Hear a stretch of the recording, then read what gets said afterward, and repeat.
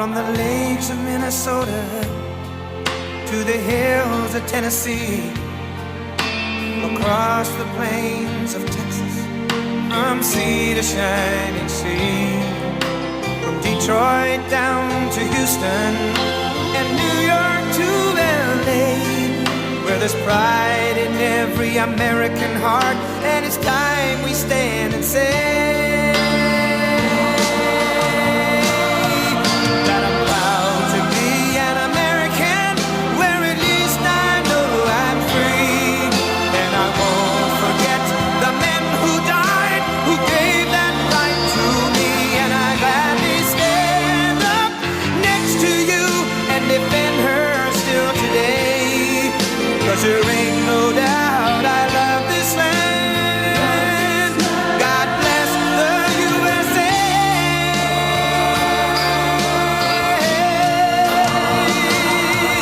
And I'm proud to be an American, where at least I know I'm free, and I won't forget the men who died, who gave that right to me, and I gladly stand up next to you and defend her still today, 'cause there ain't no doubt I love this land. God bless the USA.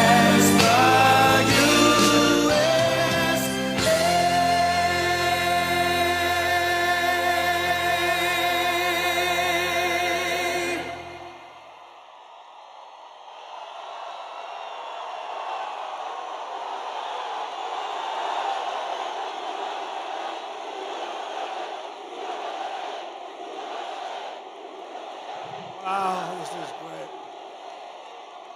This is fantastic. A very, very special hello to Pittsburgh.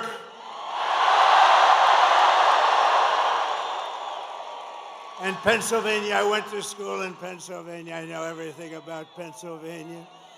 I love Pennsylvania.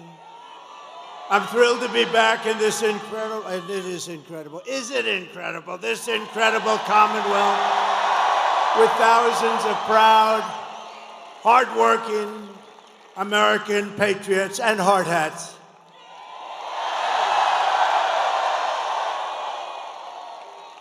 People have no idea how smart they are. The greatest. These are great people, let me tell you. I love them. I'd like to begin by asking a very, very simple and easy to understand question. Are you better off now than you were 4 years ago? Does anybody disagree? It's dangerous, don't do it. But over the past 4 years, Americans have suffered one catastrophic failure, betrayal, and humiliation after another.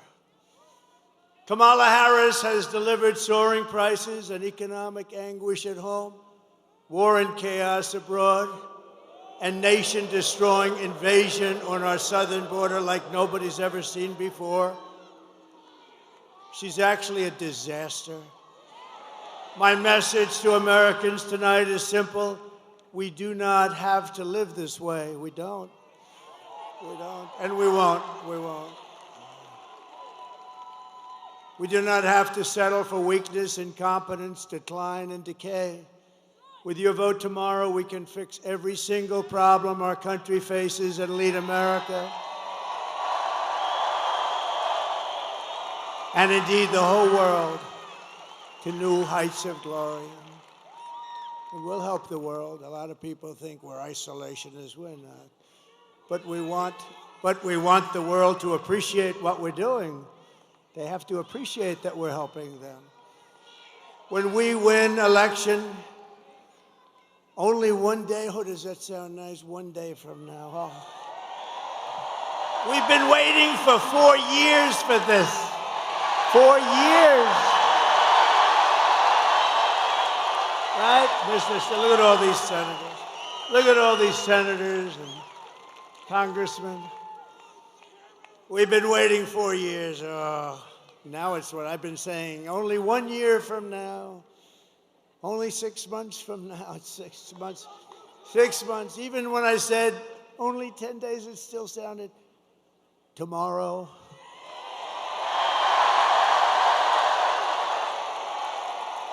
I will end inflation. I will stop the invasion of criminals coming across our border, and we will stop it rapidly. I will strengthen our military. And as you know, we totally rebuilt our military, but now it needs a little strengthening after giving a big chunk of it to Afghanistan. Figure that out. Figure that one out. I will restore peace in the world, and I will rescue the American dream. Together, we will begin the 4 greatest years in the history of our country, and we will launch the most extraordinary economic boom the world has ever seen, and we'll do it by utilizing the assets that we have. If you vote for Kamala, you will have 4 more years of misery, failure, and disaster. Our country may never recover. Vote for me, and I will deliver rising wages, soaring income, and a colossal surge of jobs, wealth, and opportunity for Americans of every race, religion, color, and creed, every one of them. A vote for Trump means your groceries will be cheaper. So many people mention, I go in, so many people mention groceries, that beautiful but simple word, groceries. Sir, my groceries. You don't think of it that way, but that's what they mention more than anything, my groceries. Your paychecks will be higher, your streets will be safer and cleaner, your communities will be richer, and your future will be brighter than ever before.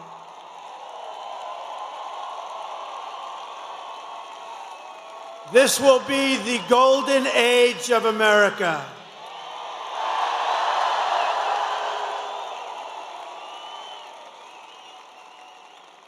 Just a few months ago, in a beautiful field in Pennsylvania, not far from where we are tonight, an assassin tried to stop our movement.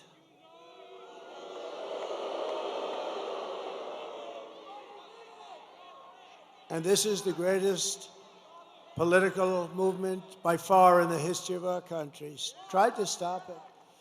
But that brush with death did not stop us. It only made us more determined to finish the job that we had only just started.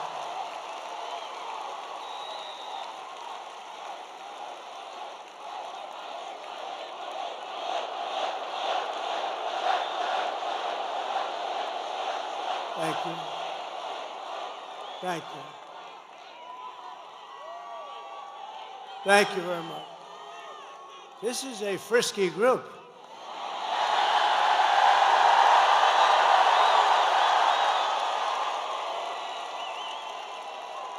Many people say that God saved me in order to save America. Many, many people are saying that. And with your help, we will fulfill that extraordinary mission together. We're going to save our country. But many, many people have said that.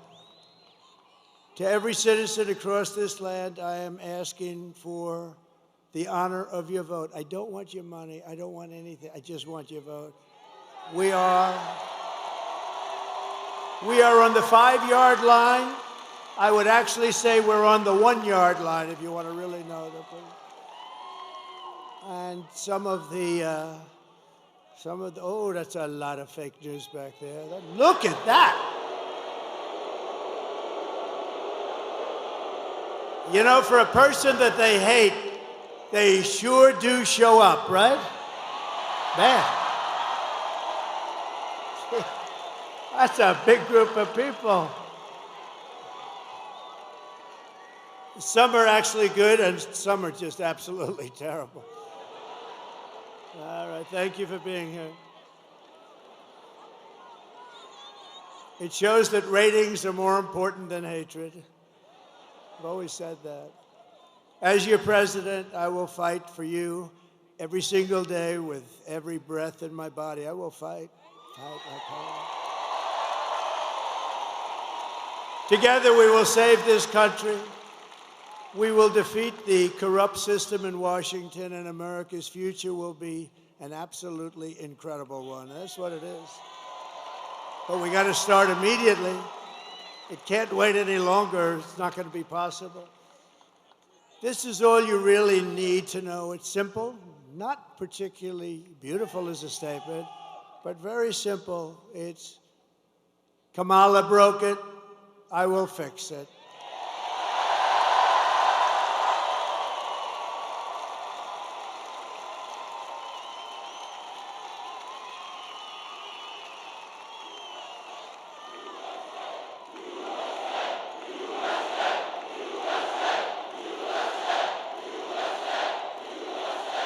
Thank you. And I don't know if you know, but Kamala has a little rally going on. And when I say little, I mean little. It's a competing rally. It's not this giant place that's sold out. What a beautiful, this is a beautiful place. And it's quite embarrassing. It's all over the internet. She's screaming, and the people, it's about 100 people, they're not moving. They just want to go home, just be done with it. It's not quite this.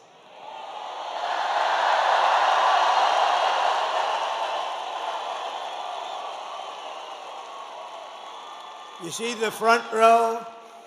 You have a lot of front row Joes. We have more front row Joes here than she's got at her big rally. This was the big one.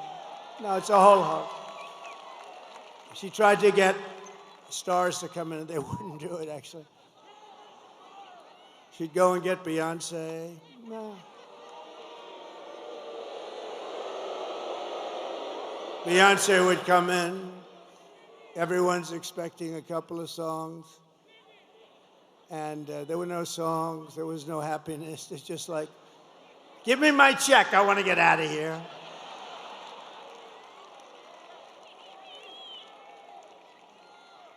But you always put the star. She should have learned this from Crooked Hillary. Always put the star after you. That way the people stay. Finish your speech.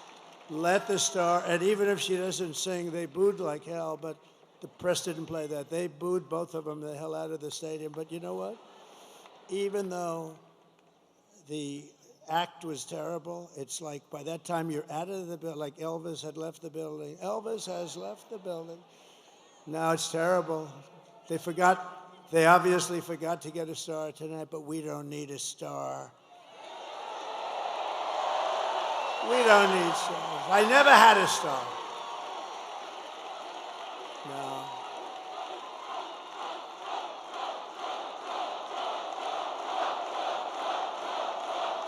We don't need a star. Just to bring it back into seriousness, we don't need a star because we have policy. We have great policy. We have great policy. No, we do have great policy. Look, they have horrible policy. They've got a machine that's incredible. They've got a vicious, horrible, horrible group of people, a machine where they can have open borders and let people pour into the country. They can have transgender operations at any age, anytime you want. They can be pushing men playing in women's sports. And because she's just a vessel, and Joe Biden was just a vessel, it's a group of very powerful people that are probably people that hate our country and they want to destroy our country. Somebody said, are they dumb? Well, who would have these? It's embarrassing when I say, we will keep men out of women's sports. I'm saying, can you imagine saying that 10 years ago? They'd say, this guy's cracked up. This guy's crazy. Who the hell's going to have men playing? Did you see the Olympic boxing where two people who transitioned? They transitioned from men to women and just a light jab. That was the end of that one. You know, a jab, for those that don't know, but that's just like sort of like a defensive punch. And the young lady who's a champion walked back to the corner. She was from Italy, beautiful young lady, which I'm not allowed to say. You can't say beautiful, so I'll take beautiful. But she was a beautiful young. In politics, you're not allowed to call a woman beautiful anymore. It's the end of your career. So please delete the word beautiful. Thank you very much. Well, 60 Minutes deleted the whole damn answer.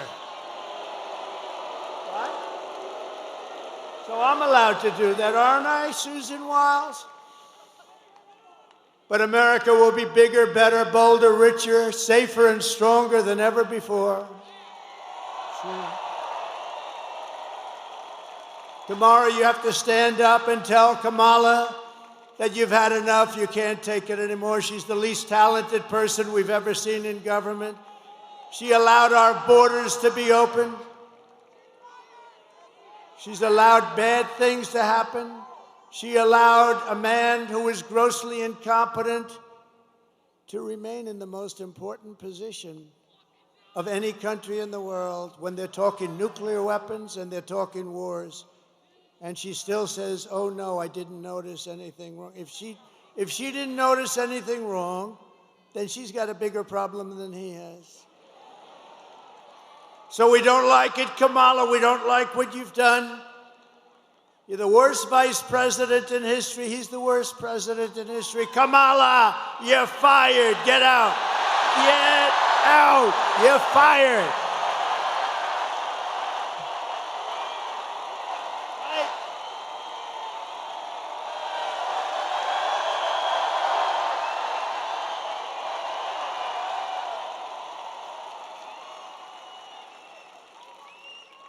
See, I consider all those guys back there with the big muscles, and it's not my thing, but I consider them really beautiful to me. They're beautiful people, and they are productive people. They make our country work and run. They built our country, they did.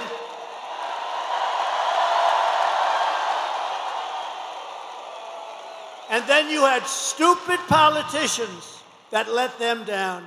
And those companies got taken out of Pittsburgh and every place else, like you take candy away from a baby. But now we have the exact opposite. If we win Pennsylvania, we will win the whole thing. It's very simple.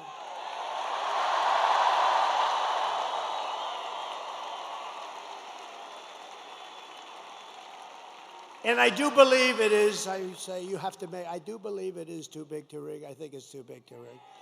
They'll try. And they are trying, you know, though. It's too big to rig. This is a big movement. This is, you know, we did great in 2016. We did much better in 2020, but a lot of bad things happened. He turned out to be a brilliant candidate from his basement that nobody ever heard. No, this is that big, powerful, vicious party of them. No, it's a vicious machine. I mean, they can take all these bad ideas and win elections. It's like there's only way you could do that. One way. There's only one way. But you know what it did teach us? In one way it was good because it taught us how bad a communist philosophy is, how bad a Marxist philosophy, how bad all of this stuff is. And we'll really be able to get our country back the way it should be. It's much easier because you're going to realize how bad it is. It's just what's happening when we go over the economy and the economic numbers over the last week. It's Herbert Hoover stuff, and I never wanted to be Herbert Hoover. Let me just tell you, the one president I didn't, and there was some that I wouldn't want to either, but in particular because I'm very good at business. I've always been good at business. They're starting to realize that. Those guys back there, oh, they wanted me to be bad, so bad. But now they're saying, this guy's shit, man. He's made a lot. But listen, so, and if I'm not good enough, Elon Musk is good enough because he is working so hard.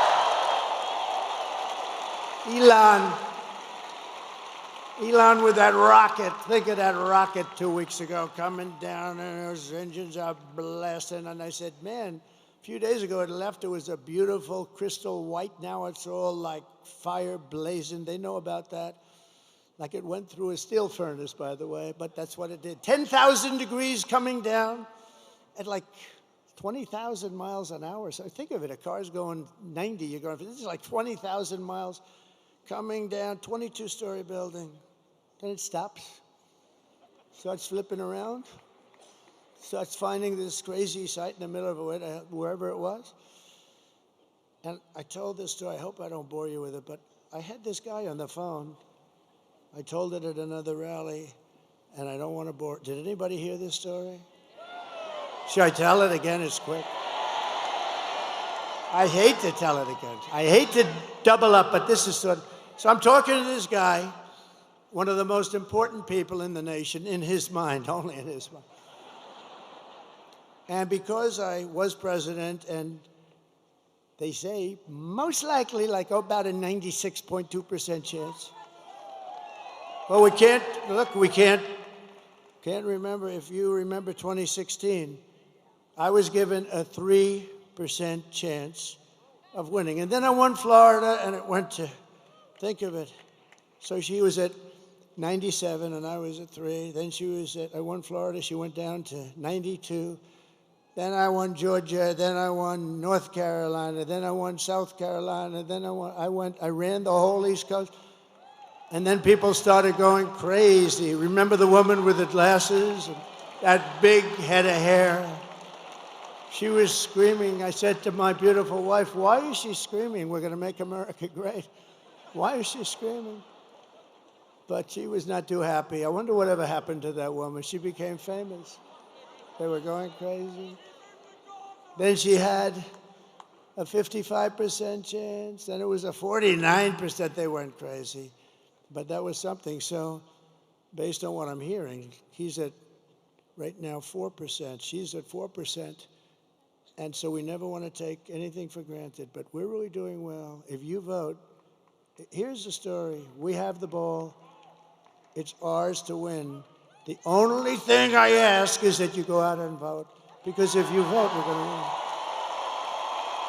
win.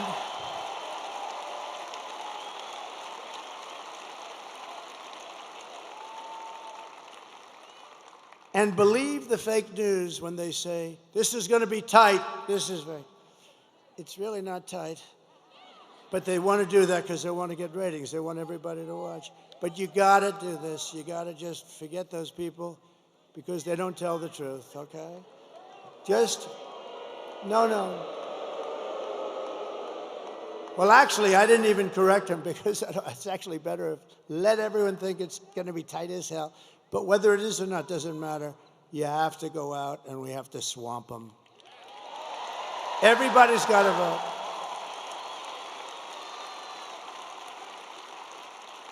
So over the past 4 years, Kamala has orchestrated the most egregious betrayal that any leader in American history has ever inflicted upon its people.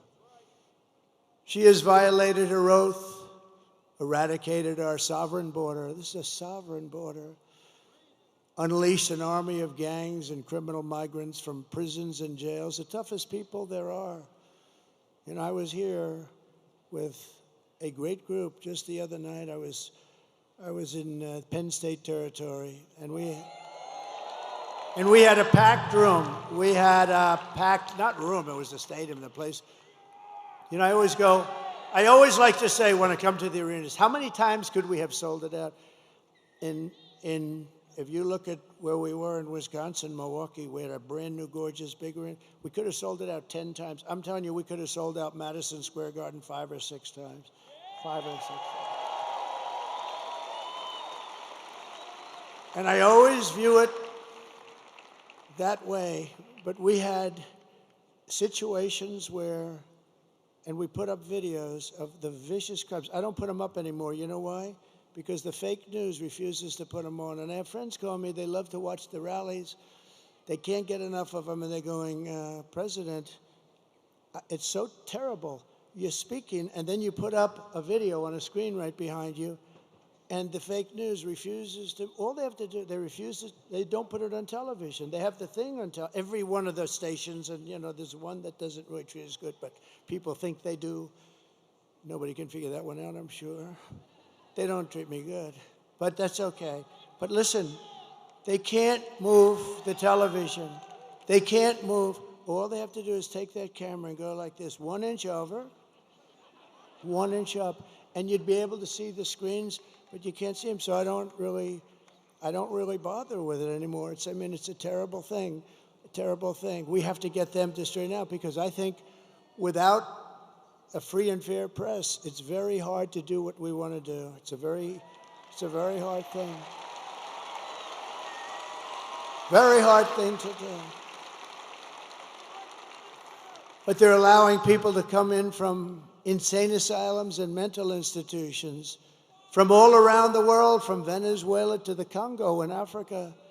They're stealing our jobs, and they're stealing countless American lives. They're killing a lot of people, much more than you're reading about. The day I take office, the migrant invasion ends and the restoration of our country begins.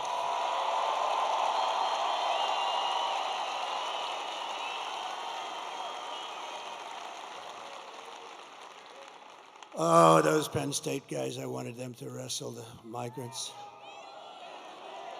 I told, the UFC, Dana White, they killed me in this. I told Dana, to set up your League of Champions, unbelievable, best fighters in the world, and a migrant league. At the end, I want the migrant to go against the champion, and I think the migrant might actually win. That's how nasty some of these guys are. But I don't know. I doubt that. I tell you, I felt very comfortable with those big Penn State wrestlers. Think of that. They won. How good is this coach? They won, in the last 13 years, they won 11 national titles. They won the title this year. And I had them up. I brought them up in the stage at Penn State. I was at Penn State. The place was packed. And I said to them, fellas, you may be like the only guys in the country that can beat the hell out of the migrants. It's true. They're the only ones that could beat the migrants in a fight. These are tough people. These are people who've been in jails. They're killers. They're murderers. The level of viciousness is unexcelled. And it's from all over the world, not just from South America. So we love being there. I was just 2 days ago. We love being there. We love seeing these young guys. These guys were great. But they won 11 out of 13 titles, and it's called Pennsylvania. Here we are, right? It's one of those things. They're pretty good. But we have to stop, because the United States is now an occupied country. We're an occupied. Can you imagine somebody getting up and making a statement? We are an occupied country. When you look at what's happening in Aurora, when you look at what's happening in all places, Springfield, how about Springfield, Ohio? We're an occupied country, and those are just the places you hear about, but they're taking over large sections of the country. In Colorado, remember Colorado? They're the ones that started the movement. The governor, the weak, pathetic governor of Colorado, he's a radical leftist, and he's afraid of the people, the gangs from Venezuela. He's afraid of them. He's afraid to do anything. He's lost control of his state.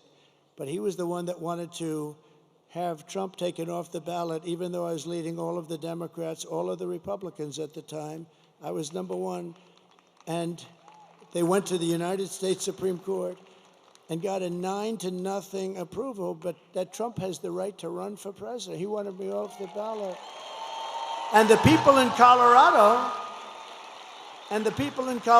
and you know who is more angry than the Republicans? The Democrats, the regular, not the politician Democrats. And they showed me with polls where I was leading in a state that normally, of course, they have all mail-in voting, so, you can't count too much on that. But if God would come down from heaven, if God would come down and be the vote counter just for one night, he'd only take 1 second, because, God works faster. God works faster, Megyn, than anybody else I can imagine. Right? So we only need God for 1 second. He'll do the job. He'll do the job and he'll be gone. You'd see we'd win a lot of these places. California sends out 38 million ballots. They send them out all over the place. They come back. Nobody knows what the hell is happening. Some people get 8 ballots, some people get 5, and some only get 2 or 3. And I went to California. We had a rally. We had 107,000 people show up. I said, there's no way I would lose. And I do well with Hispanics. A poll just came out. I'm at 56% with Hispanics compared to this woman who was at 36%. How about that?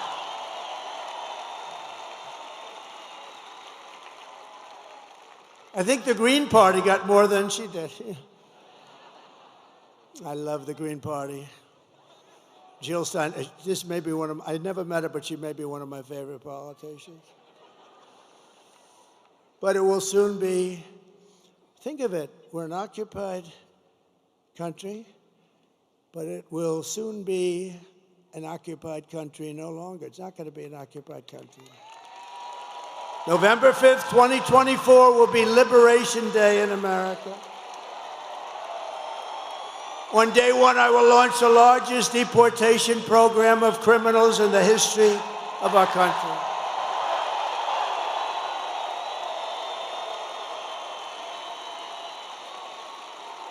And I don't want to do that. I'm not looking to do that. I think it's terrible to do, but we have no choice. These are murderers. 13,099 put out by the Border Patrol, who, by the way, 2 weeks ago gave me the best endorsement you've ever seen. They said, I'm the greatest president in American history. And I said, does that include George Washington and Abraham Lincoln? Yes, sir, it does. When they say that, they're all in, right? Better than Lincoln or Washington, who would have thought? I wonder what my parents say up there. Hi, Mom. I know my mother's up there. My father's a little bit, it's in dispute. He would be up there. He was a strong guy, but he was a good guy. But I will rescue every city and town that has been invaded and conquered. Can you imagine?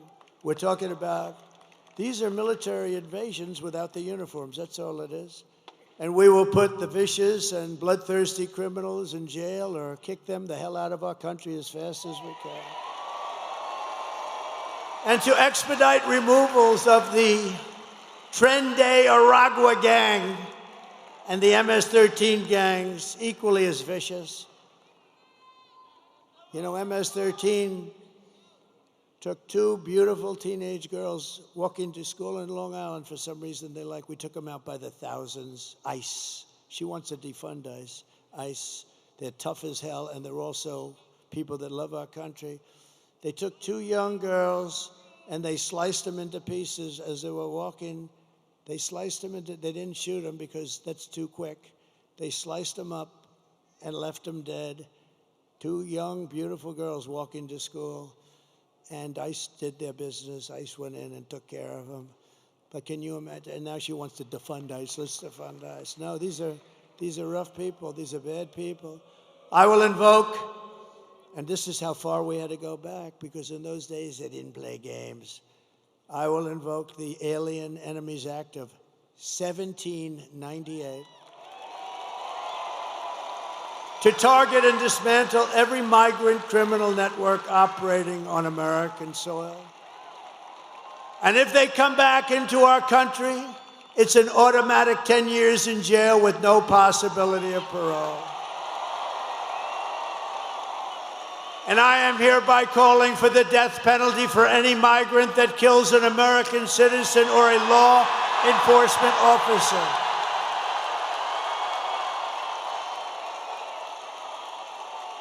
Right?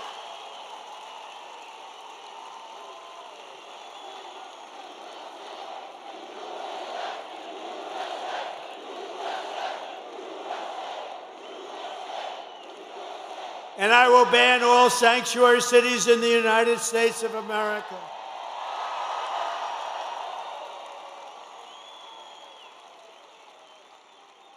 And I am going to immediately do something that nobody's ever heard before. And I've wanted to do it for a long time, but I don't want these guys to do it because they won't do it properly. We will immediately stop the drugs pouring across our border. We lose 300,000 people. You don't lose 90. They've been saying 90, 90, 90. We lose 300,000. Everybody in this room knows people that were devastated. Their children mostly, but the parents too, they die. Fentanyl, they put a piece, take a pin, put a little tiny piece of fentanyl on the top of that pin, and that can kill 5 people. Put a little bit more, it can kill the entire town. This is what we're dealing with. Everybody I know is losing sons, children to fentanyl. We lose not 100,000, we lose probably much more than 300,000. So essentially that's a war, right? That's a war. We don't lose that many soldiers if you're in wars. So we lose 300,000 people a year to drugs entering from Mexico. And if they don't stop this poison from flooding into our country, and they can stop it by not accepting it from China, and I'm doing the same thing with China, we're going to tariff the hell out of them.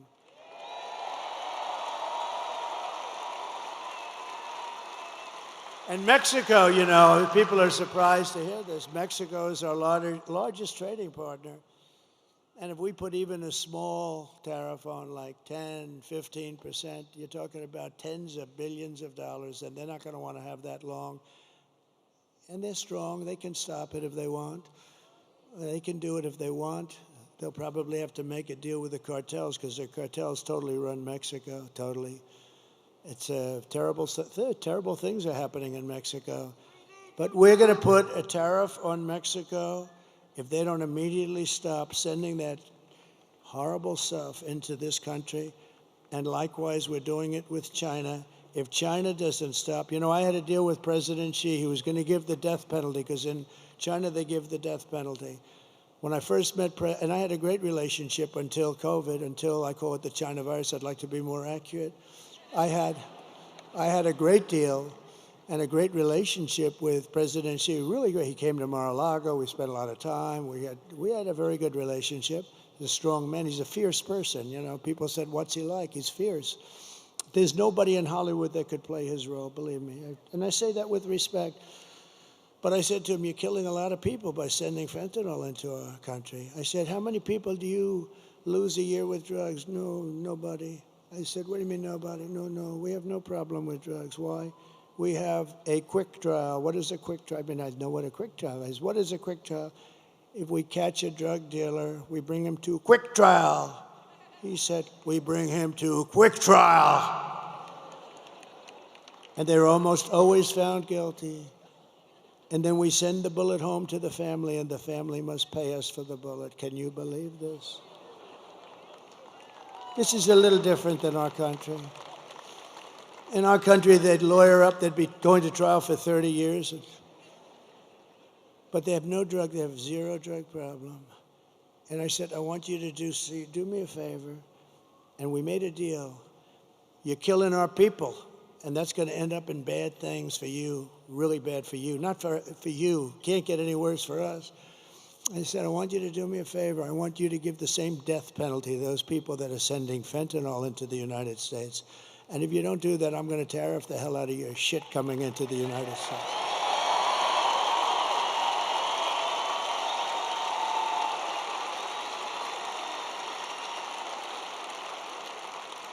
And guess what?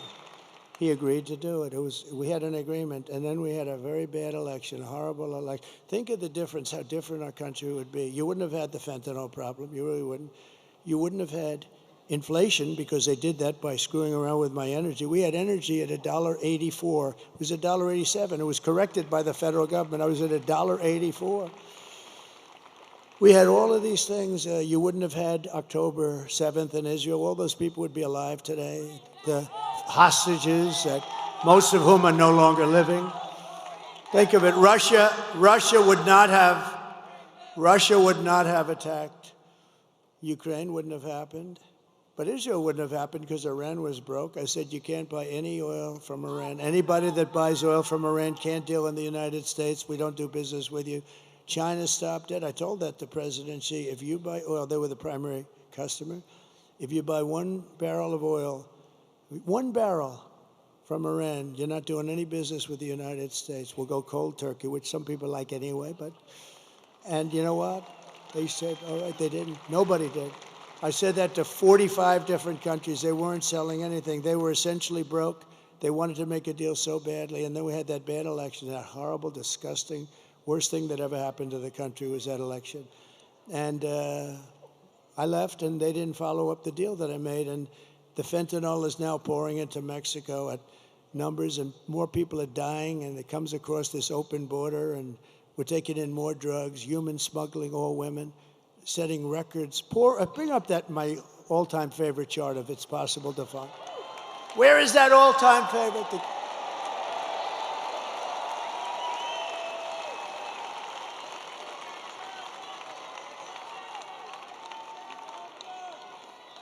So the red arrow on the bottom, that's the lowest. It's done by the Border Patrol, not by me.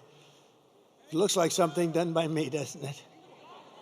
But that was my last day in office. Look at the red arrow.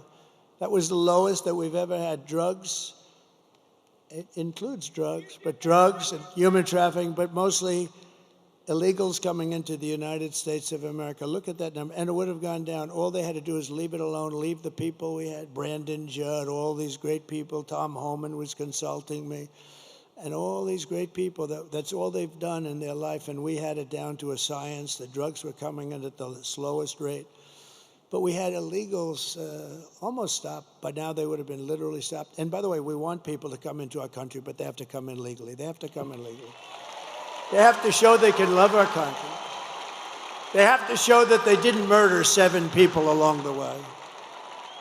But that's the lowest point, and I love that chart. Even if it was bad numbers, which is not, but even if it was horrible numbers, I would love that chart so much. That chart was right over there. It never was over there, and it was never over there because I always do this toward the end of a speech, not the beginning. And I looked over there at that chart, and I said, what the hell was that? Man, yeah.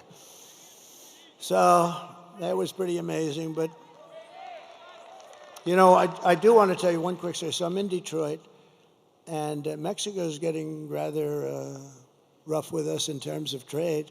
And we're not going to take it. We don't have to take it. We have a good trade deal, but, you know, nobody knows how to use it because they're stupid people.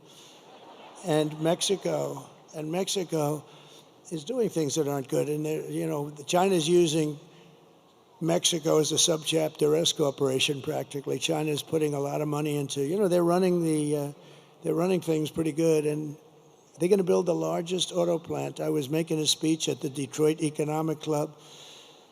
But a year and a half ago, it looked like I was going to run, and I wanted to go see an auto plant because we're getting screwed on autos. I mean, everyone's moving their plants over. Actually, Elon built a big plant in Texas, okay? We like it.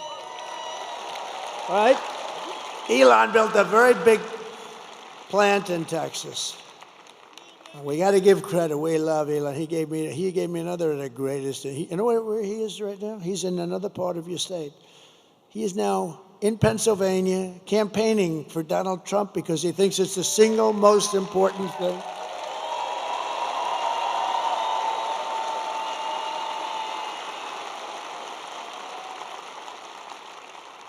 And you know, he said something to me that was interesting, because nobody knows computers. That rocket I was telling you about, the way it laid down, he said that's all computers operating the engines. The engines are the easy part. He said the computers, it's tremendous computerization, the way it just shifted it over, so beautiful. But I said to him, what do you think about it? Because he really is watching this whole voting process. And he said, you know, computers are the greatest. He looked at some that were just shipped in, some of these vote counting computers. He knew it before it even came in the door. He looked like at the back of it. Oh, I know that one. I mean, he knows he knows this stuff better than any. And he actually said, and this is for the good of everybody, it's the good of mankind, essentially. If you look at France, if you look at all these, they had their mail-in voting, they all gave it up. Nobody does like we do. And Gavin Newsom, look at Gavin Newsom. So now not only is voter ID no good, if you're an official and you ask somebody for voter ID, I'd like to see your voter ID, you have committed a criminal act. Do you believe it? The mere asking, he just signed the bill. That's right, Megyn, isn't it? The mere asking. This guy just signed the bill, and an official says, I'd like to see your voter ID. He's guilty of a crime. This is crazy. And there's only one reason they want to do that, because they want to cheat. But Elon Musk said to me, I hope I'm allowed to say this. I think I am, because one thing, he's out there. He's a guy, he just wants the truth. He's an incredible guy. And he said, computers aren't meant for this kind of stuff. He said, there's only one thing you can do. He's the most sophisticated guy in the world when it comes to computerization. He said, the only thing you can do is paper ballots, same-day voting. You know, paper is very sophisticated. Watermark. It's very sophisticated. Paper ballots, voter ID, one-day voting, not 10 days where you say, oh, let's move these boxes from that room to this room because we're going to fix the air conditioning. And then the boxes never get put back, and you say, what happened to those boxes? Oh, no, one-day voting, he said. And he said also proof of citizenship. You know, it'd be nice. Very simple. And you'll have your answer as to who won and who lost by 10 o'clock in the evening. Nobody's going to dispute. France had it, 37 million votes, and we knew who won and who lost at 9:30 in the evening. That's the time that they said. Do you know that I'm hearing that stories that they may take 12 days extra to count the ballots?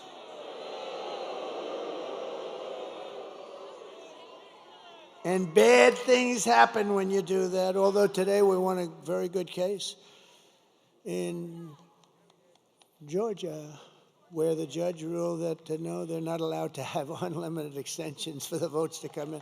That's what I was. We have unlimited extensions. We just found 100,000 votes just poured in from the. No, we got to straighten out our. You know, it won't affect me after this. We have to do it. We have to win the old-fashioned way and then fix it. But we have to fix it. We can't allow this to happen. And remember, the states are essentially an agent, if I can use that term, but they're an agent of the federal government. The states are doing the collecting, so to speak. And they have to take their orders from the federal government. And how can you do this where they say it's going to take days longer? You have all this equipment. The other thing is, if you go to a paper system, it'll cost you 8% of what all of this fancy machinery costs. But Elon said that there is no computer in the world that can't be broken into very easily by somebody that's computer smart. I have a son at home, Barron. I said, people love Barron. They love Barron. They love Barron. I say, Barron, you're always on your computer. I think you have to learn it at a young age, actually.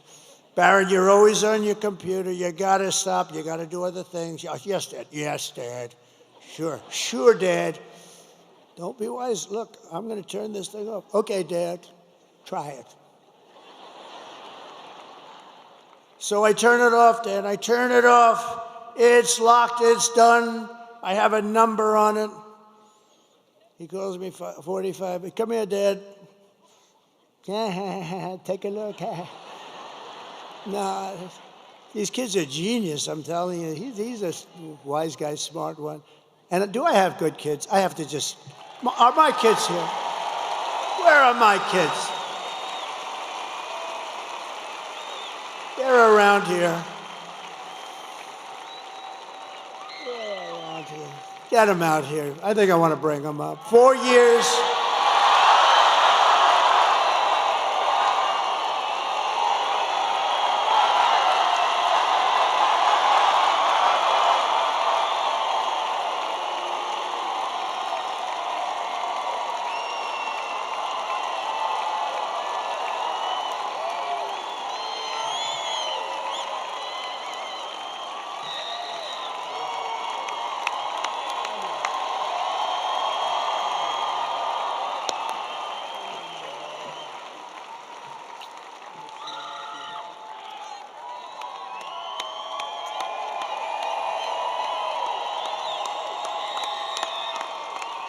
Because they've been with us, and Barron's home, and he's watching this. He's watching. He's a little young.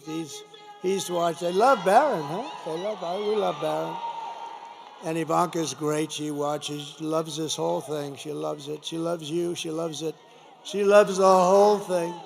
But I just thought, you know, it's sad because we've been doing this for 9 years. We've had hundreds of rallies, hundreds. Actually, numbers that are not even conceivable. I've heard 800, 900, I don't know, but we don't even count them.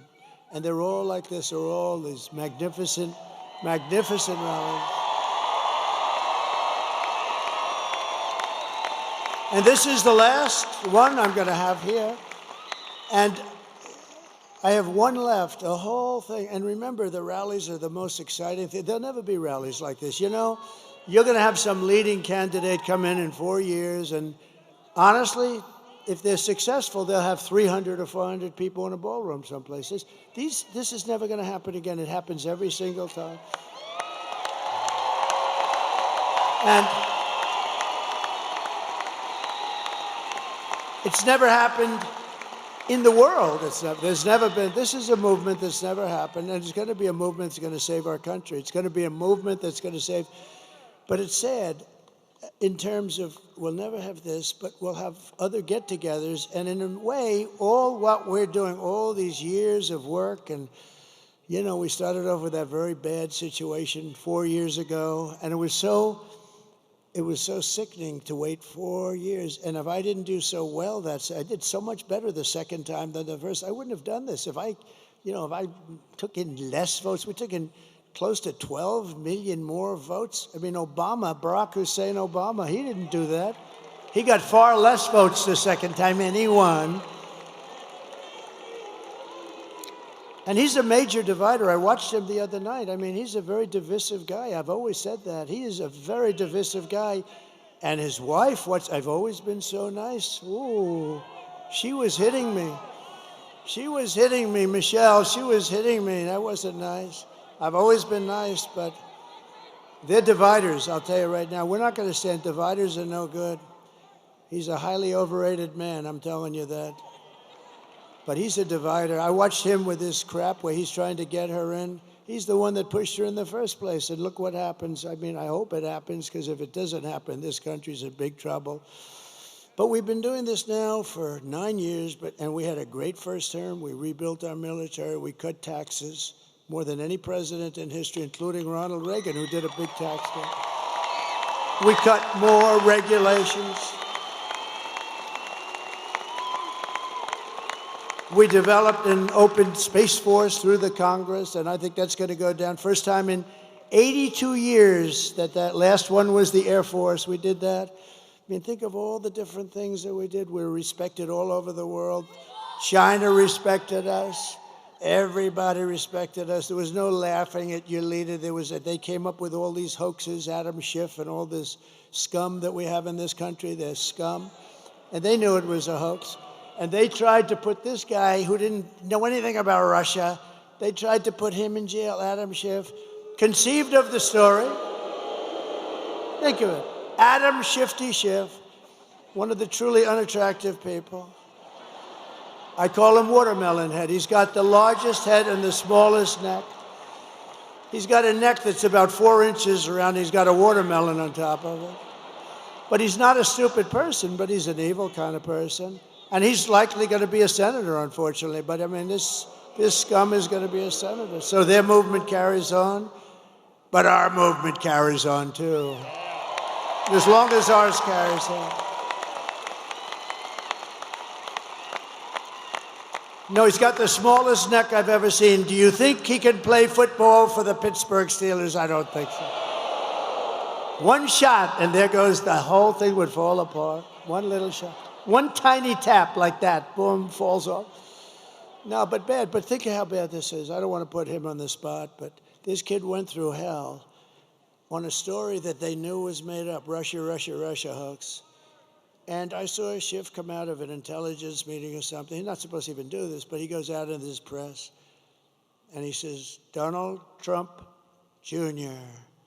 will go to jail for what he's done with Russia. Right? And I said, whoa. I said, what's this all about? So I call him up. I said, Don, what's going on? I said, Dad, I don't know anything about Russia. He didn't do anything. He went before grand juries. He went before what they did to this guy was, and you know what? I think he became tougher because of it. Maybe too tough. I think he's too tough, Sarah. I don't like it. He's too tough. They've made my son too tough, Mike. But he's a great guy, and he's a good person, and they put him through hell. But think of it. What person, and Hillary was in the act, they spied on my campaign. It's now proven. Spied on my campaign. The Russia, Russia, Russia thing with Mueller. You saw Mueller's performance in Congress, right? He didn't know anything. We were totally exonerated. But for 2 years, this guy went through hell. He went through hell. He had nothing to do with Russia. He didn't know anything about it. They went through millions of phone calls. They didn't find one phone call to Russia. It was a hoax. But think about how bad you have to be. We're going to put the son of the President of the United States in prison for what he's done with Russia. And he knows it was a hoax because he conceived of the hoax along with Crooked Hillary and the rest of them. And Obama, in my opinion. No, but think of it. He conceived of a hoax, and he wants my son to go to prison. That is human scum, I'm sorry. And he'll probably go on to be a senator, and that's okay, because we have blocked them. Everything we've done, we've won against, but they are bad people. You know, if they put that genius toward making our country great, boy, would we have fun. We would have fun together. But I don't know if they're capable of doing that. It'd be great if we could bring everybody together. The time we came together is just previous to COVID. We had the most successful country ever in history. We were doubling up in China. They were paying us billions of dollars. No other president took in anything. And you know what was happening? Everybody had jobs. African American, Asian American, everybody. Asian, the Hispanics. Look at me with Hispanics. Hispanics. They remember that period 4 years, 5 years ago, but everybody was successful. Men, women, people that went to MIT, Harvard, and Wharton, and people that didn't have a degree. Everybody was doing better than they've ever done before. People that never graduated from high school. And I'll tell you what was happening is I was getting calls from people that I would say are the radical left, but people that were definitely very far left, and people wanted to start meeting. There was a whole thing. This country was coming together, and then we got hit with something that nobody knew what the hell it was, although I did say it was from the Wuhan lab. I was right about that. And bad things happened, and we actually did a great job. Never got the credit for that. We got the credit for what we did with the economy. For what we did, we rebuilt the entire U.S. military, and we knocked the hell out of ISIS. It took them, they were fighting ISIS for 18 years. It took me 4 weeks to get rid of them, right? 4 weeks. So, 4 weeks to get rid of them. But I will tell you, and I just say this because so many people say, is there any way to unify the country? And I used to sort of say, no, look, we want to have walls, we want to have borders. And they don't. I think it has to just be explained. I think that's an easy one. They want the men and women sports things. You know, I've been a politician for now, I can't believe I say that, but 9 years. I've had a lot of people come up and say, well, what about taxes? What about this? Nobody's ever said, sir, it's really important to allow men to play in women's sports. I've never had anybody say it. Nobody's come up to me and said, you know, on the transgender thing, sir, it's very important to my family that you get that. I mean, these things are crazy. And yet on television, that's all they talk about. That's all they talk about. But we're going to turn this country. The bottom line is it was really starting to come together. Then we got hit. We got to fix that. Think of it. And when I turned it back over, the stock market was higher than it was just previous to COVID coming. And think of it. Amazing. We handed them something beautiful, and they blew it. They blew it right out the window. It's terrible. They blew it, and now we're going to end up in a depression, frankly, if you look at the numbers that we are going to present in a second. But I just want to thank my kids because they are great kids, and they have been with me from the beginning. They've been with me right from the beginning.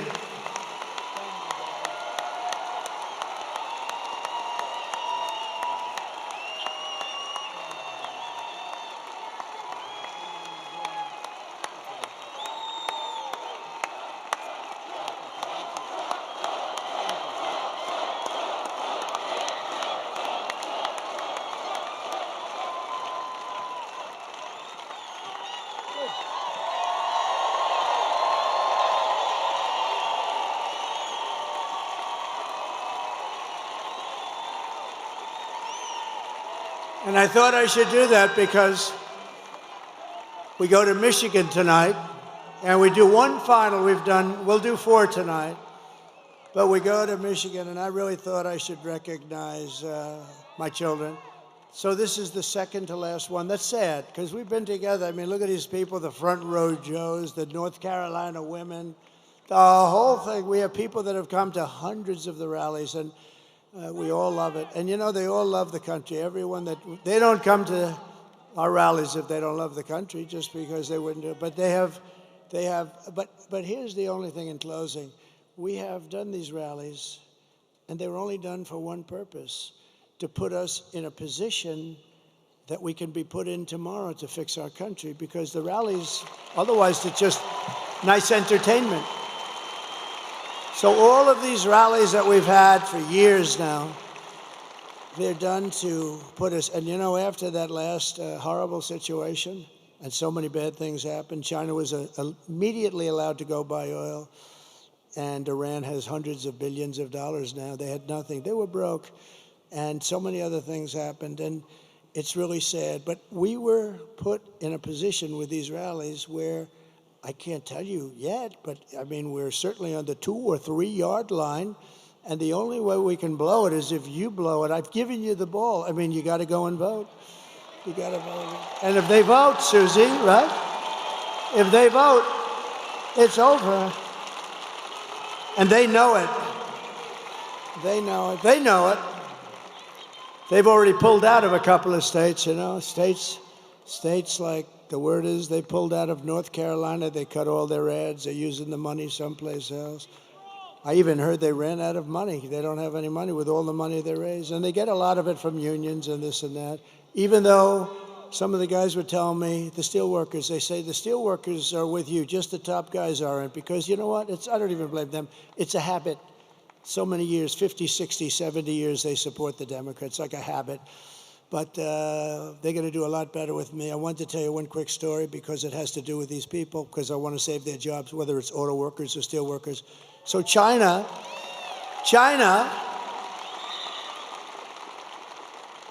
I have a friend who's the best and the biggest auto factory builder in the world, I guess. Very big, very good, very capable guy, John.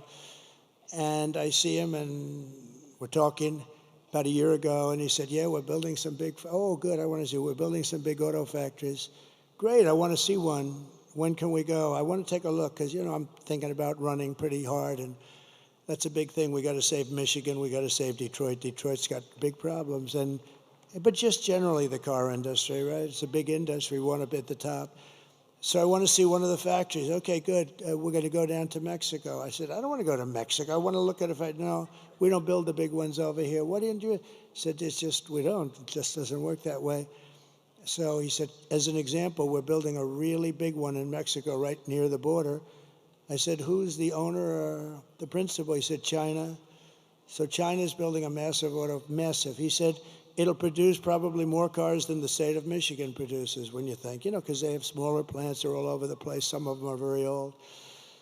I said, that's bad. That's going to kill Michigan. It's going to kill Detroit. It's going to hurt South Carolina, Tennessee, and various other places that are involved. That's really bad. This is a big, yeah, they're going to build more. And I thought about it, and about 2 months ago, I let it be known that I'm going to put tariffs on all the cars that they're going to be selling us into the United States.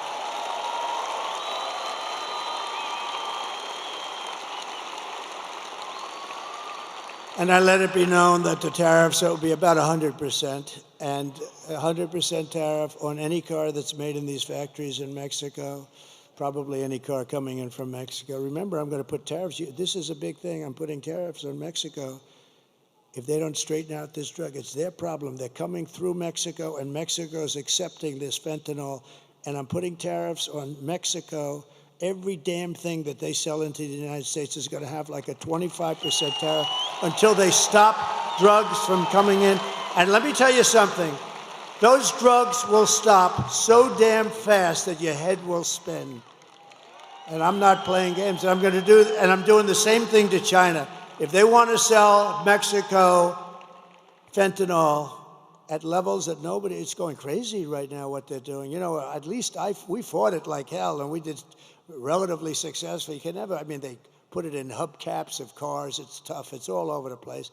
It's genius, some of these devices they come up with. But I've told China, You want to sell, we're going to have a good relationship with China, hopefully. I want to have a good relationship. But you sell fentanyl into the United States through Mexico, we're putting a 25% or so tariff on until such time as you stop doing it. And they're not going to do it for long because that is a massive penalty. And we don't have to fight. We don't have to fight with guns. You know, I had no wars. I stopped wars. I stopped two countries from fighting each other that have nothing to do with us. You can ask Rick Grinnell, who did a great job for us, and you can ask, you can ask Mike Pompeo, he's here. I stopped countries from fighting wars that had nothing to do with us. Just say, listen, fellas, you've been killing each other for 1,000 years. If you keep, and they both did business with the United States and made money.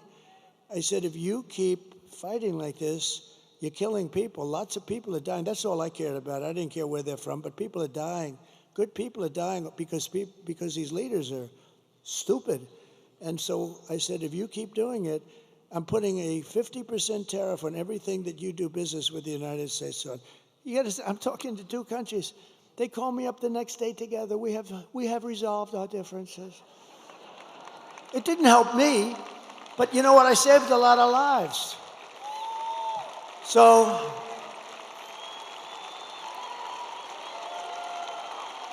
getting back to the auto plant, because, you know, I may be the greatest weaver of all time. But what happens, only brilliant people can do that. Stupid people can't do it because they get lost. Where am I? So the stories are very boring. They have to go right down like this, right down to the bottom. They can't weave it all, but I can weave and tell you all these stories. And they're all related, and in some cases, not too much, 10%, but 10% is enough. So getting back to where we started.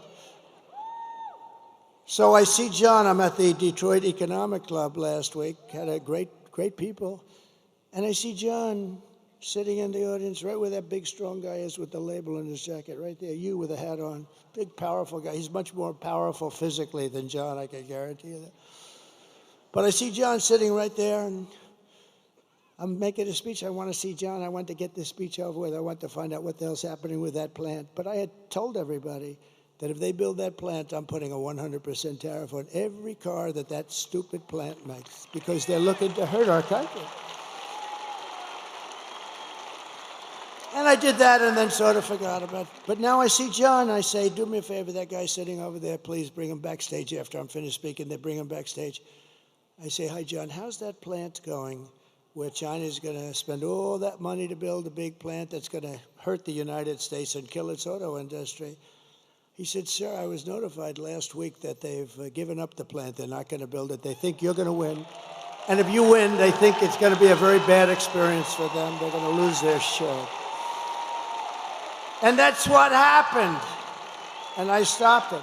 And those guys back there, I took some pictures with a few of them, and they were hugging and kissing me. I said, get off me. Look at the size of those arms over there. They never kissed a man in their life. But you know why? Because I put tariffs on China dumping steel in the United States, and every one of those guys is working now, right? And they're all working now, and their steel plants are open. And I was just starting.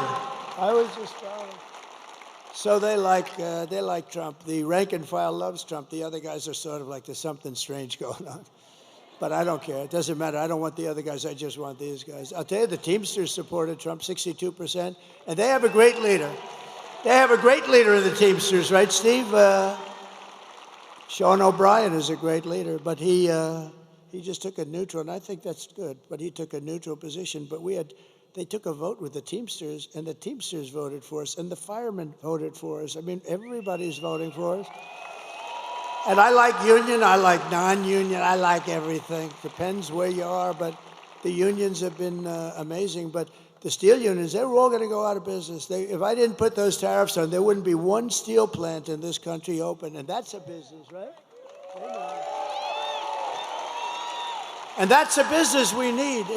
Look, I'm going to keep us out of World War III. We're not going to have World War III. But if we ever had,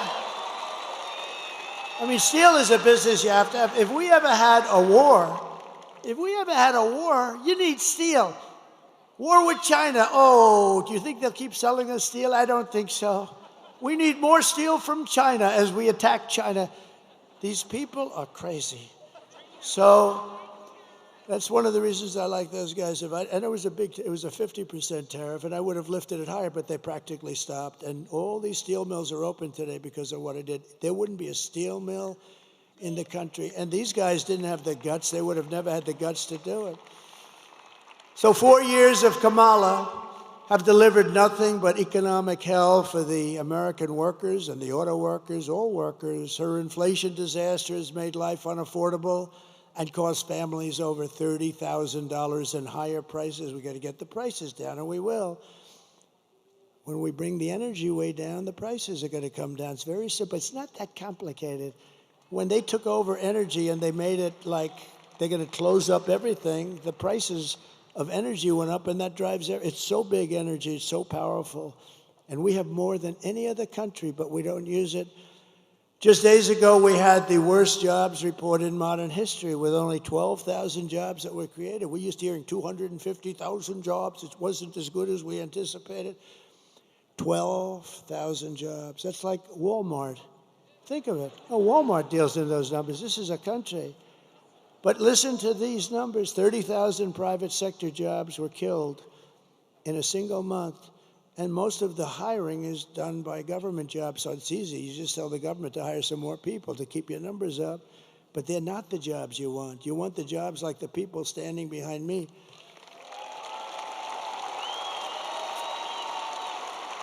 And listen, and nearly 100,000 manufacturing jobs were wiped out. And these are government numbers. These are not Trump numbers. This is not Trump. This is government. We get it right off the tabs. They were wiped out. 100 jobs, manufacturing jobs, were lost since the start of this year. 150,000 Americans joined the unemployment rolls in October. 150,000. And nearly 250,000 people dropped out of the labor force over a very short period of time. Just think, a few months ago, they had fraudulently claimed, these people are crooks, they had fraudulently claimed that they had 818,000 jobs created. And it was a fraud. And what happened is they wanted it because that was such a big number that it made the jobs picture not look great, frankly, because they're so far down. But it looked okay. It wasn't like a story. You know, they had a normal thing. So they created a fake 818,000 jobs, and they thought they'd be able to get away with it through the election. They wanted to get away with it right through the election and then announce a week after the election that they're going to revise the numbers. How would you like to be me? And that happened. When I heard this, I looked up, I said, thank you, God. Thank you very much. Because, you know, how would you like to be me and have a phony, well, I sort of had that the last time, in all fairness, with all the phony crap, but how would you like to be me? And let's say I didn't win because the economy looked like it was doing okay. And then you see that they fraudulently put down almost 1 million jobs on the rolls. And then they announced that we're going to revise the numbers downward. But they also did something else because they just revised past jobs report down by an estimated 112,000 fake jobs. So that's almost 1 million fake jobs, and the press doesn't want to write about it.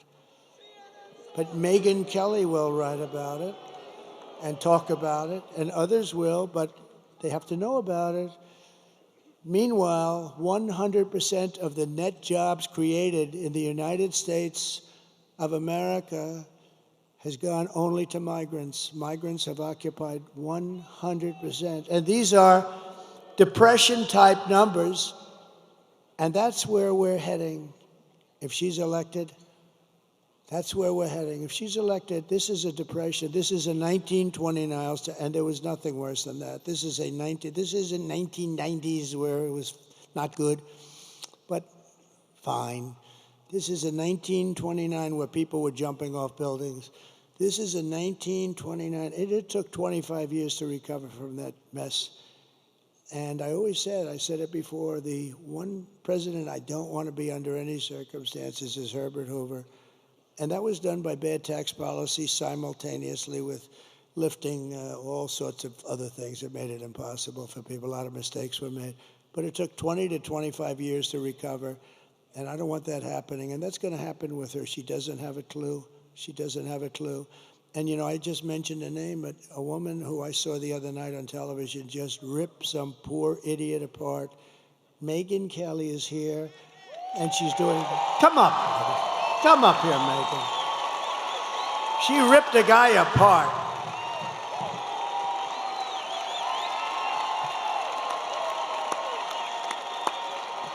Thank you. Nice to see you. Hi, everybody. Hey, it's great to see you. Can you believe this guy? Can you believe the energy and the stamina on this guy? At his age, I'm ready to go to sleep over there. He's got another rally to go to till tonight.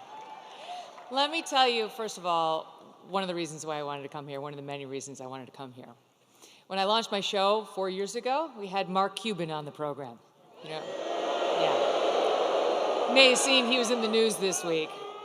And he started going on about how bad America's race history was and how ashamed he was of America, and that's why he was at all these protests, and he felt it was really important to stand up and speak out about human rights violations. And then it got awkward when I asked him about all the money he was taking from China. And then he dropped a bunch of F-bombs, and I thought, I really enjoy this feeling of proving Mark Cuban wrong. And so here I am at a Trump rally, a strong, intelligent woman to prove Mark Cuban wrong again. I won't take up much of your time, but I do want to tell you the main reasons I am voting for Donald Trump.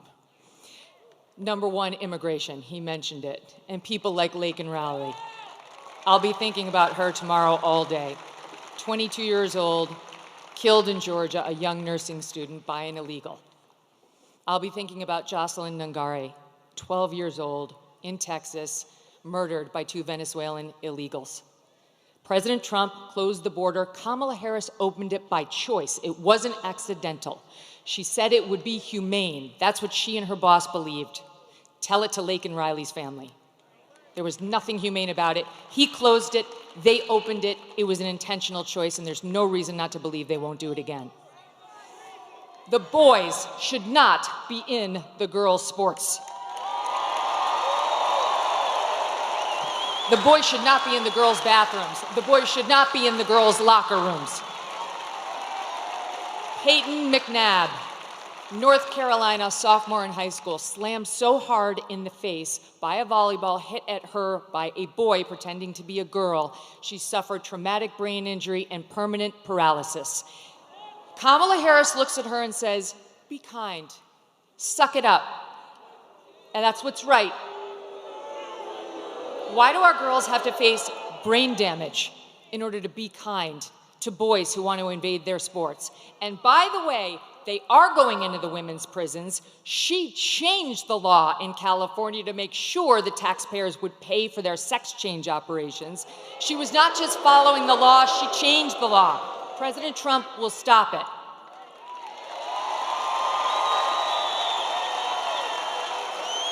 He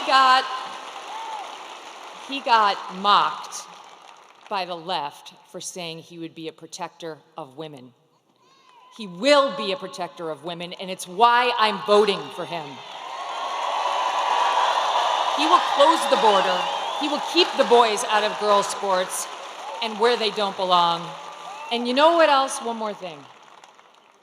He will look out for our boys, too.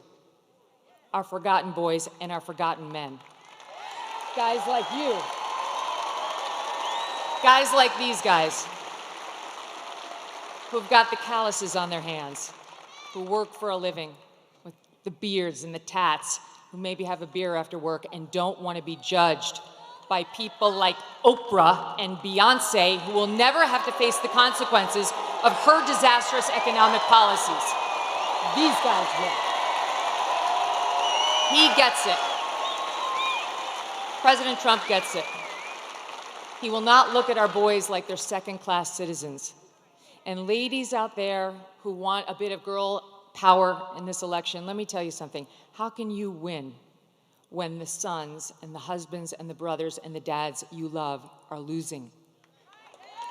It's not a win. We care, young women and older, about the lives of our children, the safety of our children. And we need not get so obsessed with what happens when they're in the womb that we forget about taking care of them once we're here and they're loved. Last point, what I don't want, what I don't think you want, is the left's version of masculinity. You see that ad they did about Trump voters trying to encourage women to lie to their husbands so that they could vote for her instead of Trump? That's their version of what marriage looks like. An overbearing husband who bullies his wife into saying she voted one way as opposed to an honest, open relationship. Oh, wait, I'm talking about Kamala and Doug. Okay, sorry. Where was that story in the news? Where is that story? I don't remember a single media person, not one, who sat with him, asked him about the abuse allegations against him by a successful professional attorney who has great details, who has receipts, who has witnesses. No one even asked about it. I'm not into their version of toxic masculinity or new masculinity. I prefer the old version. Them, all of you, and I prefer a president who understands how to be strong and how to fight. I hope all of you do what I did last week. Vote Trump and get 10 friends to vote Trump too.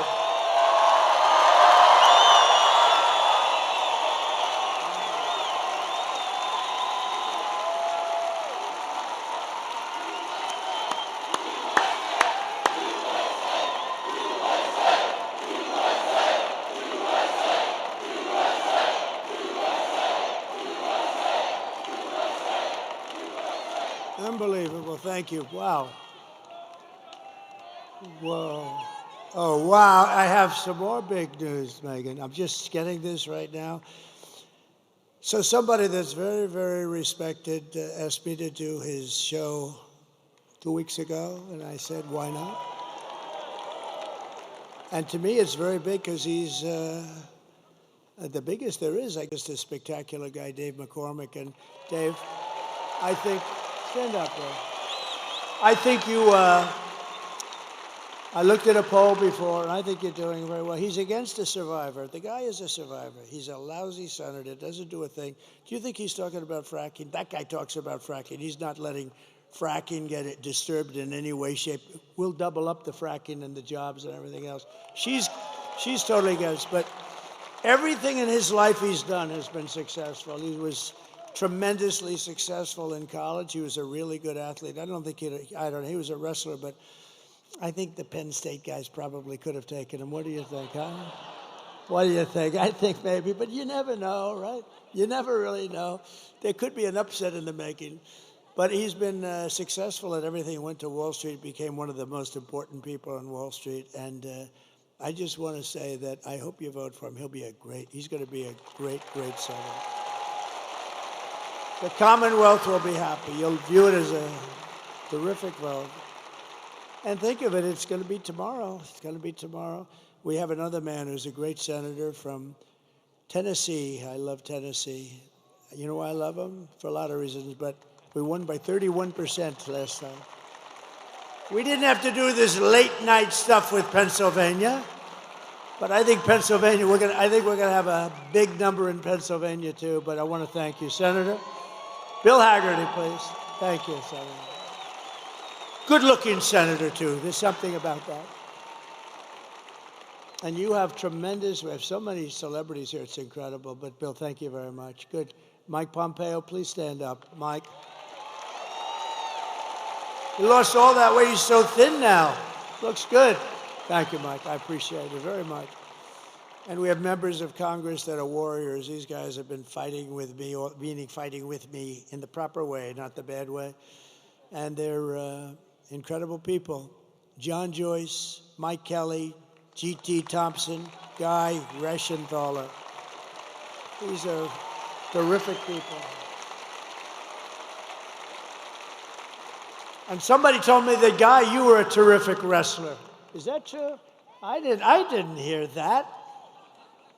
So I'm never going to fight him. That's all. You know, when you hear that stuff, don't ever go against the odds, right? That's fantastic. I heard really good. Thank you very much, Guy. I appreciate it.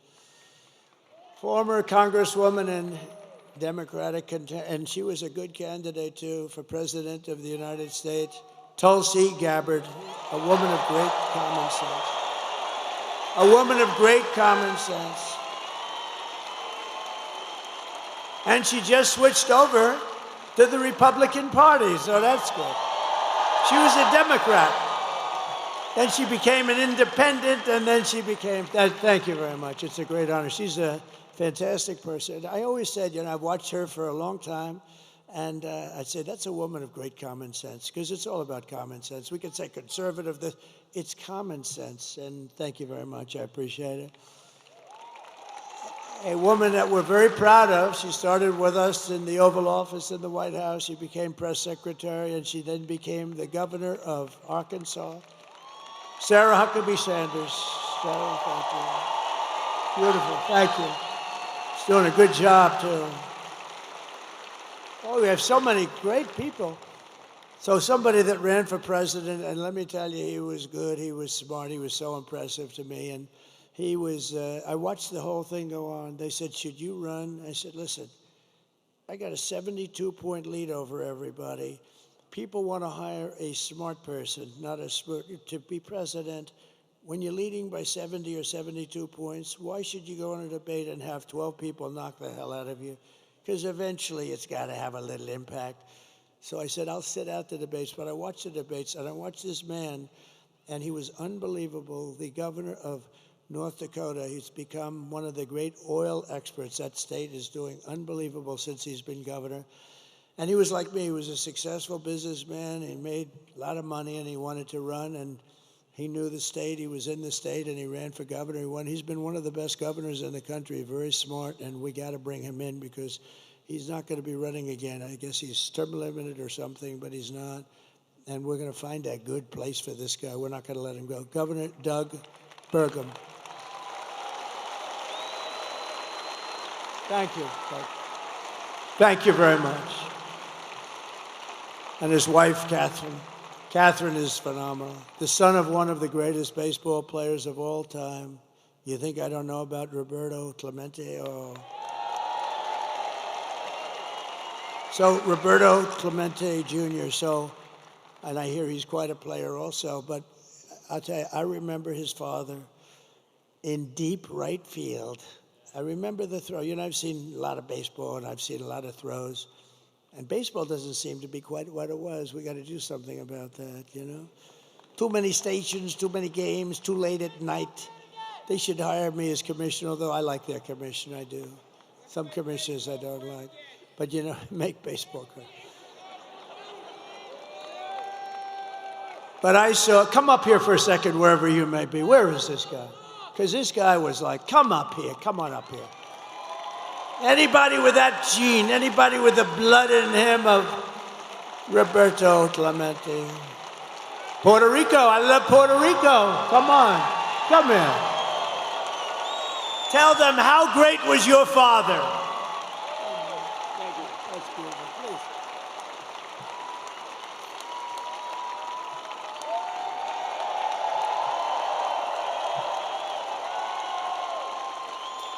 Hello, Pittsburgh.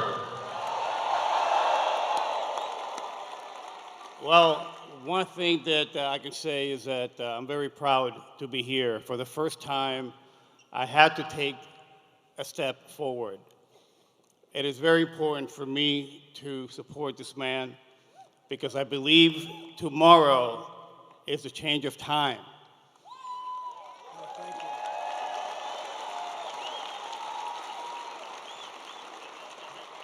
And to answer your question, to be able to talk about my father, the name Clemente, what it means, is goodwill and unity.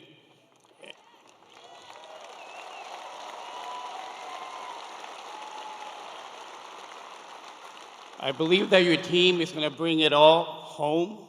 I believe in everything that you stand for right now, being able to make the change for our families. My 3 kids that are very young, and we live here in Pennsylvania.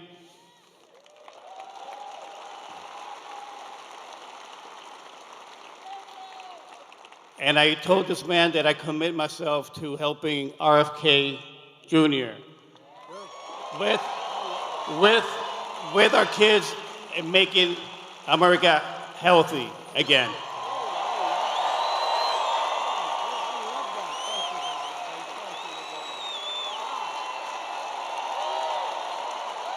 Wow. Well, Bobby's going to like that. Bobby's great, by the way. He's going to work, and he's going to work with it, but now he's going to work with Roberto Jr., Bobby Kennedy. You know, he's a credible guy. It's not an easy step. You know, they've been Democrats a long time, the Kennedy family. I'm sure they were thrilled, but Bobby had to do the right thing, and he did, and he's going to be very much involved. You know, he's got a tremendous view on health and pesticides and all the stuff, and we're not really a healthy country. Look at some countries are much healthier than we are, and they don't use all of this stuff. And so Bobby's going to pretty much do what he wants. I want him to do something really important for our country, makes people healthier. We have obesity, we have every problem you can have, and Bobby feels very strongly about it. And he's going to be very much right. The only thing I told him, though, Bobby, you got to do one thing, do whatever you want. You just go ahead, work on the pesticides, work on making women's health. He's so into women's health. And, you know, he's really unbelievable. It's such a passion. But I said, Bobby, I want you to do it, but leave the liquid gold to me. Don't trample that.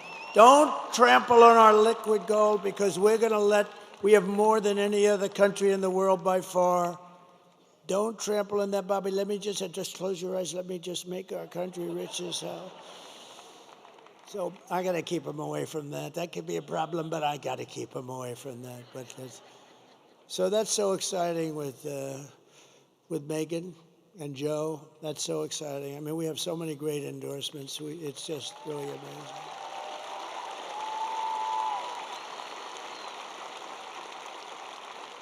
By the way, Roberto Clemente, you know, we all see a lot of plays, and you forget about them. Even for those of us that have very good memories, you forget them. But I remember playing the Mets, the poor Mets. They were playing the Mets, and a ball was hit into the corner of right field. He played right field. And he went over, a rocket was hit there, and he went over and he got there. He was deep in the corner of right field, and the player started marching to the plate, pretty fast runner, and I've never seen, and I remember sort of everything. And Roberto Clemente, because he was a great hitter and all, you think of him as a hitter, but he was an incredible fielder, but he had the best arm, I think, in baseball. He threw from the deep corner of right field. It was not possible to do this. A ball that never was more than 10 feet off the ground, a strike, and the runner was out, and I said, well, there go my aspirations about being a professional baseball player. It was the greatest throw I've ever seen to this day, and so I wanted to, it's funny, he was one of the greatest hitters, but I remember him more for the throw than the hitting even. So it's an honor, and Bobby is going to be thrilled, and I've heard so many great things about you, Roberta. We're going to get you lined up, okay? I love that. Thank you very much. That's a great honor. Also, Mayor J.D. Longo is here, and Sean Parnell. Thank you, Sean. Thank you, Mayor. Good job you're doing. Good job you're doing. And a couple of friends of mine are here. Steve Witkoff, who's given so much money to North Carolina and any place that has trouble. This guy, I always bring him with me. You know why? Because if there's a trouble, he opens his wallet. He made a lot of money, and he loves giving it away to people and places that have trouble. He's an amazing guy, actually, and he opened his wallet to North Carolina, to Georgia, to a woman last night, Carmen, who lost her daughter to a migrant 5 days ago, and he felt very badly. He just helps people. He likes to help people. He's a great businessman, but he loves giving the money away. Thank you very much. Steve, stand up. Thanks. Steve Witkoff. And another man who's with us tonight, Howard Lutnick. He's working on transition with Linda McMahon, a phenomenal woman. And he rebuilt Cantor Fitzgerald. His whole firm was taken down in the World Trade Center catastrophe. The plane flew right into him practically. He had the top 3 floors. Cantor Fitzgerald, one of the most successful firms on Wall Street. And he was riding down the road at West Side Highway, and he actually saw this happen. He said, oh my God. He saw it happen. He saw the plane go in. And you know why he wasn't there? He was always there at 6 o'clock in this morning. But for 5 years, his wife was saying, will you please take our child to school? And he said, no, I can't do it. I got to be in the office at 6 o'clock in the morning. The one day he agreed to take his beautiful child to school, he was delayed for 2 hours getting down there because he's taken this kid who turned out to be great, because a long time ago, I said, when you look at that beautiful person that you produced, you thank that person. Do you thank that person every single day? But he wasn't in, probably the only day, might have been the only day in your life that you weren't in that building at 6 o'clock in the morning, right? But his brother was in the building and hundreds of other people that worked for him. And his firm, outside of a few people in Europe, his firm was wiped out in 1 instant, 1 second it was wiped out.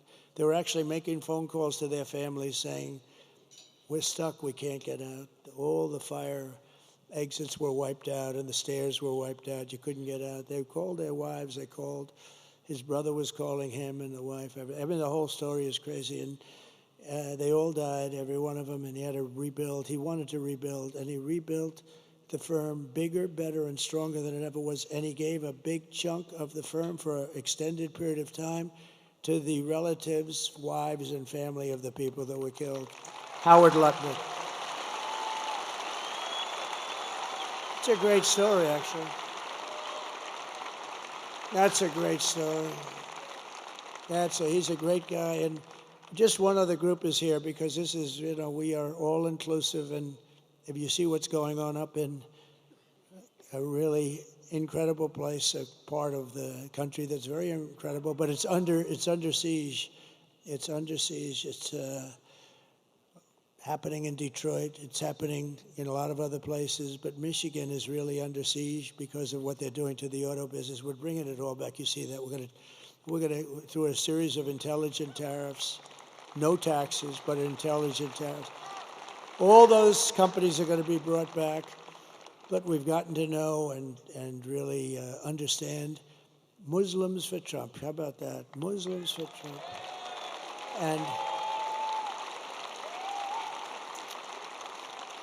And it's become a big movement in Michigan, a beautiful movement. And you know what they want?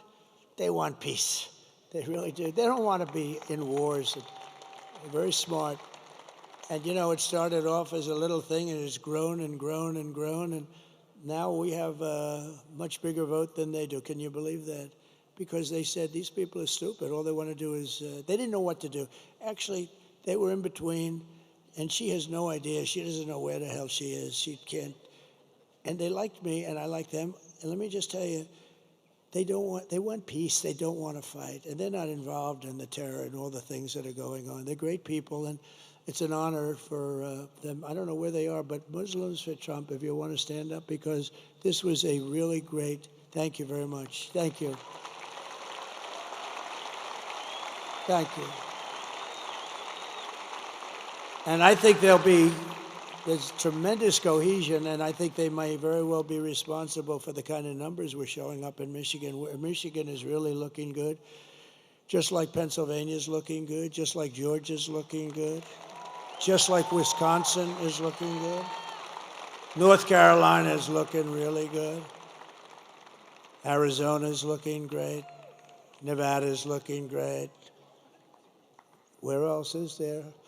But even Virginia, we had a great meeting. Glenn Youngkin, we had a tremendous crowd. It's not a swing state, but we had a tremendous crowd in Virginia. I'm hearing New Hampshire, where these are states that aren't really in play in theory, but they're in play now. No, I think we're going to have a big day. But you have to go. Forget about the others. It doesn't matter. You have to go and vote. We win this state, it's over. We win the Commonwealth. We're going to win the Commonwealth of Pennsylvania. And it's going to be over. So get out and vote. That's all I ask. In conclusion, with your vote tomorrow, we are going to fire Kamala. We're going to save America. We will cut your taxes, end inflation, slash your prices, raise your wages, and bring thousands and thousands of factories back to America and back to the Commonwealth of Pennsylvania. We will build American, we will buy American, and we will hire American. I will end the war in Ukraine. Would have never happened if I was president. I will stop the chaos in the Middle East, and I will prevent World War III from... You're very close to World War III.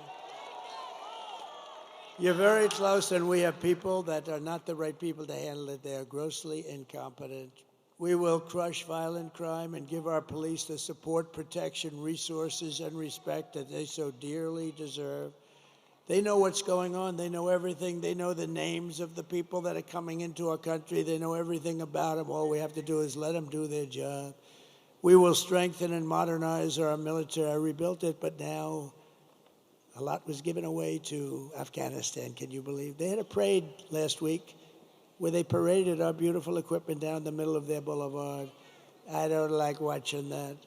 And we should have never let them have Bagram, the big air base that's a mile. That's just literally an hour away from China.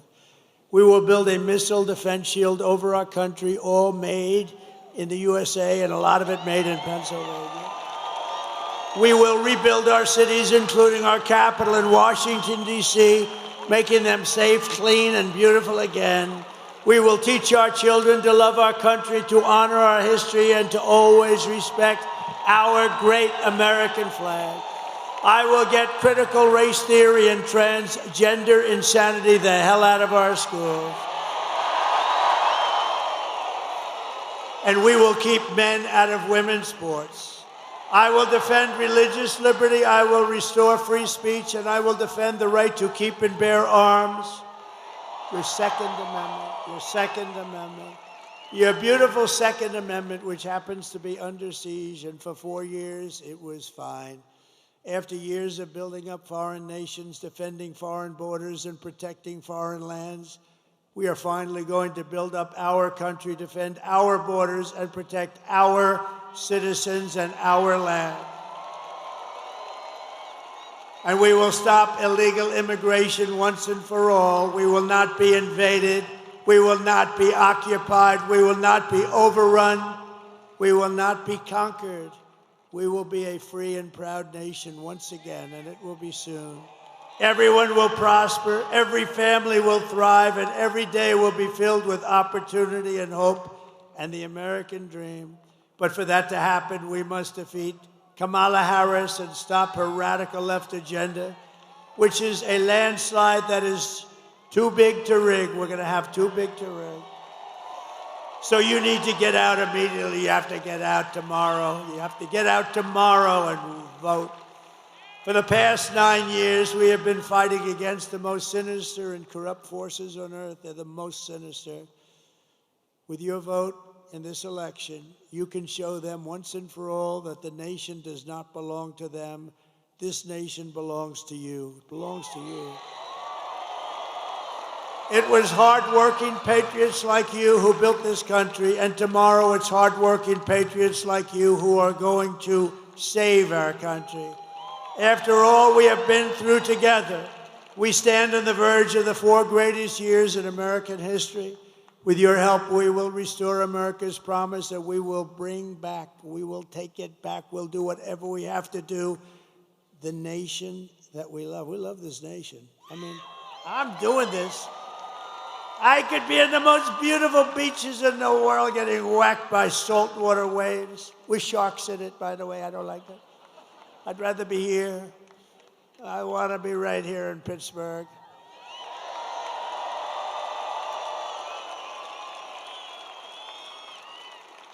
With those big, strong men back there.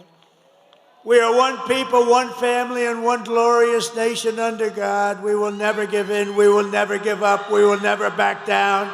And we will never, ever surrender. Together we will fight, fight, fight, and win, win, win. November 5th, tomorrow, will be the most important day in the history of our country, and together we will make America powerful again. We will make America wealthy again. We will make America healthy again. We will make America strong again. We will make America proud again. We will make America safe again. And we will make America great again. Thank you, Pittsburgh. God bless you. God bless you all. Thank you.